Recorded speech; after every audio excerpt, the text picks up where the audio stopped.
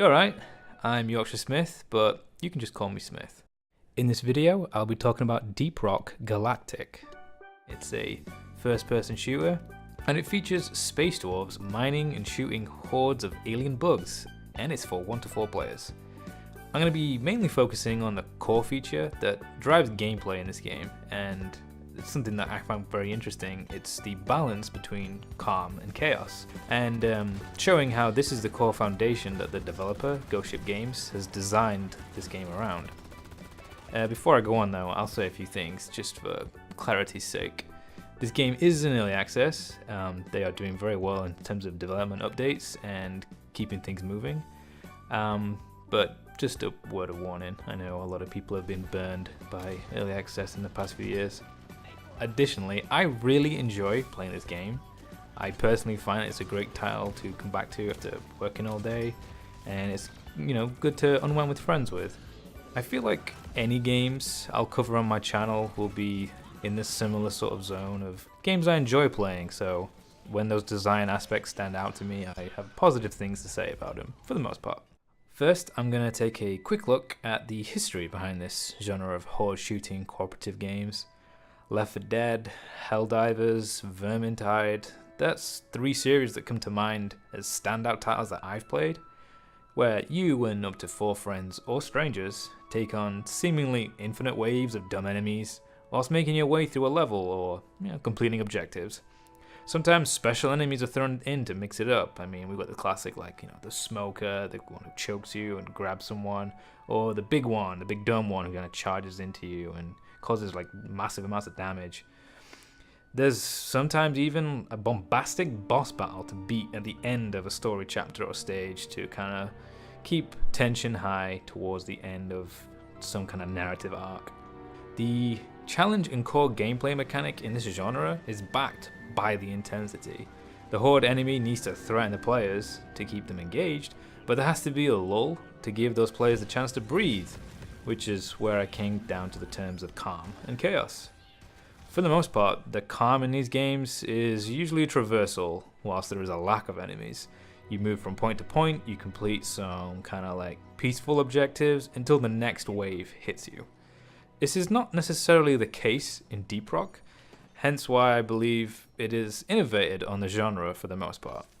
The calm portions of Deep Rock have a purpose outside of traversal that offers not only engagement, but also challenges of their own.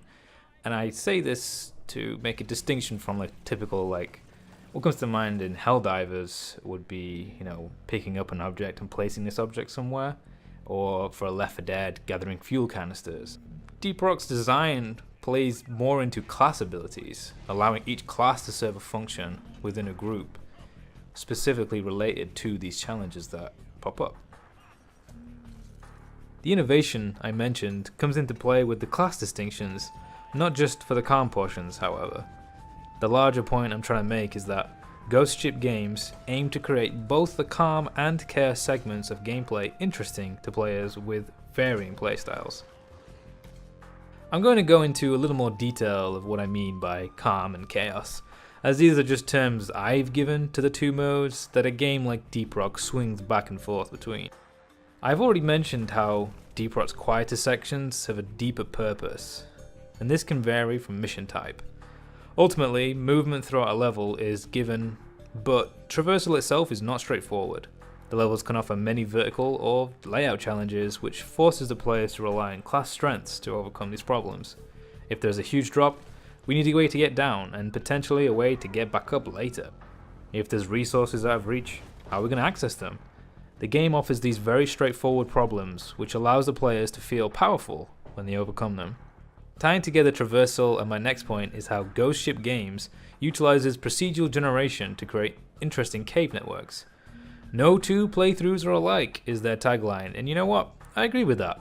Biomes might feel similar, but this is a genuine point that is true. Unlike some other titles that have a static map but maybe some minor alterations in paths to take, the beauty of Deep Rock Caves is you don't always know which is the best way to head. This also applies to resource placement. Resources, I hear you cry. Well, a key part of calm that I haven't mentioned yet is mining. The players are space dwarves after all, so we have to be mining something. Even Disney draws mine, and in Deep Rock Galactic we often dig too greedily and too deep. Regardless of objective, there are varying types of ores and minerals to be collecting throughout a level to help support the mission. Health crystals to heal a player, and a currency to call in extra ammo to fight those pesky bugs. Other resources like gold appear in every mission and equate to money upon completion, and some other rarer ores are used for purchasing upgrades. Gold and rare ores tie to progression overall, so while a player has objectives to complete, they have a drive and reason to explore, as it's in their interest to pay for their next upgrade or fancy new cosmetic helmet. Dwarves can only carry so much, and thus Deep Rock adds in a robotic minecart named Molly the Mule to dump your resources into. Overall, this engaging design helps set Deep Rock apart from its competition, because when the player isn't shooting hordes, they have things to be doing or thinking about that keeps them grounded in the game. While low on ammo, better look out for some nitra. I think I see a rare resource ahead, but I can't get to it easily. Better call for some help from another class. My pack is full, well, I better call for Molly to drop my stuff off. Now onto some familiar territory. Deep Rock's Chaos. It's not dissimilar from other titles in this vein. Enemies typically spawn in waves, and the waves are thrown upon the player. Repeat these steps until the players complete the mission or lose. I've categorized Deep Rock's Chaos into three main types, going from low intensity to high intensity. First up, static enemies.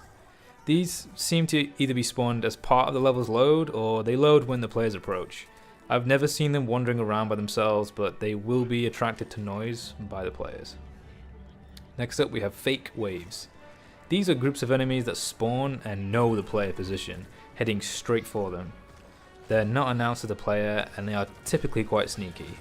I call them fake waves because they don't have audio cues, and my experience with them has been me enjoying the ambiance and quiet, only to turn around and have them just appear on top of me. I say appeared, I don't mean literally just load, it's more like I did not hear them approach. Now, real waves. These groups do have audio cues in some capacity, and the player is quickly made aware of the incoming threat. There is a project manager, overseer, coordinator, whatever you want to call him, and he lets you know when these are coming, and even if it's a special type of wave. There is also some objective or mission type triggers that can lead to these waves that are expected, and they accompany some banging tunes to get the player pumped. For example, when ending a mission and calling for escape, you are guaranteed to get a real wave your way. So in summary of the Chaos portion, Deep Rock's approach to Chaos doesn't differ too much from competitors. Enemies are dumb, they come straight for you, and special enemy types are in the mix for some added confusion and threat. What makes this design interesting is how the classes interact with the Chaos segments of gameplay, and when Calm and Chaos overlap within a mission. Classes. Now, a class system isn't unique to this genre, but Deep Rock stands out because each class feels like they really shine in their own way, and how they deal with the aforementioned Calm and Chaos segments of gameplay. I will say that Vermintide 2 has a limited, I would say, version of classes, but realistically they're just different ways to kill the enemy. And I guess to some extent Deep Rock is similar, but I still feel like they shine more independently in the jobs they do. First up, we have the Driller. The Driller has a close range main weapon that is best dealing with the smaller buggers, especially when they try and swarm you. The secondary is for everything outside of that close range and bigger enemies. They're also armed with some explosive charges for even bigger enemies, or when the enemies are clumped up in a chokehold. What sets the Driller apart is their actual drill. They cut through the environment like a red hot knife cuts through almost anything. I've seen the YouTube videos. Traversal challenge, Drillers never heard of them because they just create their own passage to whatever you need to get to. You're trying to end the mission? Don't worry about it. The maze of tunnels you need to wind back through to get to the escape pod, you do not need to worry about it. The Driller will create a new tunnel straight there, no detours. The Engineer. They have a main weapon that's either a shotgun or an SMG. They have a secondary weapon that's great for dealing with big buggers or groups. And the pièce de résistance, your very own sentry turret from Aliens. 2 of them, typically. Set them down to watch your back and get to mining. Or maybe you're getting ready for a big defense, pop them down quick as you can and get to shooting. Lastly, the engineer has a platform gun. Some ore up high that no one can get to, engineer can create some stairs. Long drop, engineer can pop down a platform to land onto to soften your fall. Need to plug up a hole the enemy keeps bursting through? Fill it up with platforms, pal. The engineer is very versatile and probably one of the better classes for traversal. Gunner. Now, as their title suggests, the gunner gets a big weapon to shoot lots of dagger with. They are well suited to chaos. They're great with dealing with waves of non-big enemies. They also have a secondary for longer range shooting when necessary. Even though gunning is in the name, the gunner still has use outside of combat with a fantastic tool, the zipline gun. Create your very own adventure course for tourists throughout a level for quick traversal, or rest easy above your enemies whilst you rain fire on them from above. When shit really hits the fan though, you can drop down a shield generator to protect you and your mates from the bug menace for a quick little refresher in what calm used to feel like in the middle of a chaotic battle. Last but not least, we have the Scout. Their main weapon ranges from a generic assault rifle to a Space M1 Garand. Whilst their secondary is usually used for clearing and close range defense, they also have a vital flare gun for when the players need to cast Lumos on a cave to find whatever it is they're looking for, or to see incoming threats. The gadget that really makes the Scout stand out is their grapple hook. Get to those hard to reach places that no one else can, or jump out and away from the swarm that nearly devoured you. Scout is maybe one of the most popular classes purely because of the grapple gun, because it is a lot of fun to use. So, in summary of the classes, each one feels a niche between both types of gameplay, but clearly some like the gunner shine more so in chaos. That being said, no matter how the pendulum falls within any average mission, each class still remains feeling useful. Any class could complete a mission on their own, but with a good mix they can do it all a lot faster, and speed is definitely not the essence in Deep Rock. I mentioned earlier how progression plays into this. Each class has a number of mods and upgrades for weapons and gadgets, and there is even a perk system to help players find a playstyle that suits them. Maybe I want more ammo, or maybe I want my rounds to pierce enemies, or my gadget to cool down faster.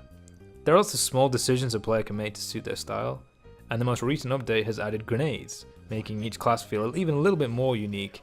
With the engineer, for example, throwing a lore grenade, you could maybe use this to attract enemies in front of your sentry turrets.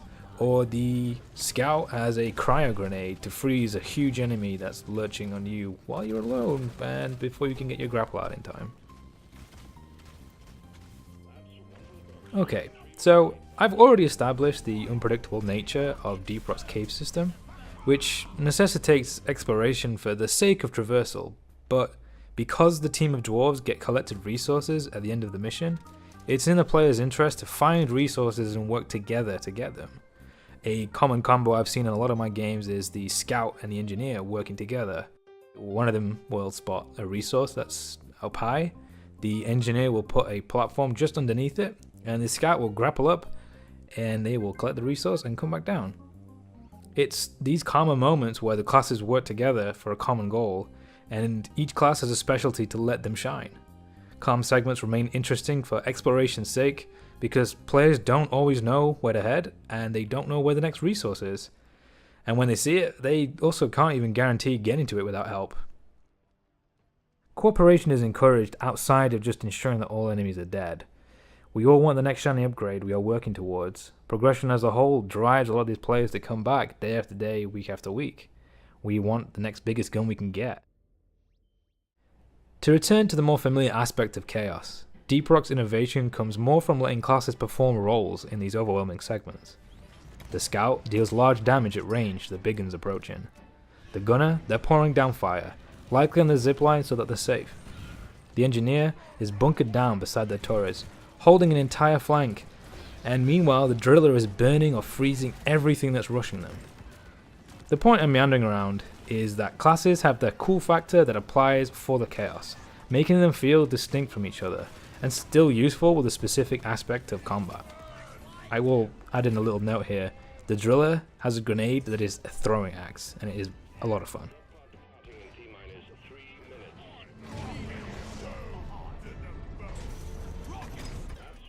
Calm is a portion of Deep Rock that Ghost Ship Games addressed to make interesting and compelling for players. Chaos is not too dissimilar from Deep Rock's competition, but the developers created classes with cooperative play at the forefront, with the actual action of cooperation being present.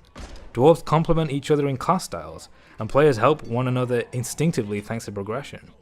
I've joined many games where, without even any voice chat, we will still use little commands here and there to talk to one another, and there is an in-game cheer, basically, and every time I have joined a game in progress, without fail, if I fire it, everyone will fire in unison.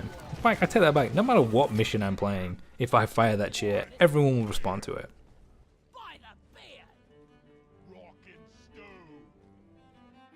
To conclude my thoughts on Calm and Chaos altogether, Deep Rock's pendulum swings between these two modes to create lots of small, interesting moments, which ultimately string together to create an overall exciting experience. There is so many of these little memories I have playing this game, and one that jumps to mind off the bat is when the driller is drilling their hole to get back to the drop pod, escape pod, whatever you want to call it. It never fails to create these crazy little moments akin to that scene in Aliens where it shows you the sentry turrets running out of ammo as it tries to gun down the alien horde, except that's us in the tunnel trying to defend the driller as they do their job. In my opinion, Deep Rock Galactic filled the hole that I didn't even realize was missing in other games within this field. It's a very gratifying co-op experience. Ghost Ship Games' approach to a genre so already well defined by the likes of Left 4 Dead has their own touch to make them stand out as a smaller developer. There's rarely a dull moment in this game, as the core design sticks to engage you at every turn. I genuinely really recommend it. If you've enjoyed this rambling, which I attempted to create into some kind of design discussion, that's good. I'll try and do more like this on other games in the future, and I hope you'll enjoy them too. I know that I came into this trying to stay on track of it being a discussion of high-level game design, but it did, I know, revert into being an opinion piece on a game I've enjoyed a lot lately. Anyway, thank you for watching. I have been Yorkshire Smith.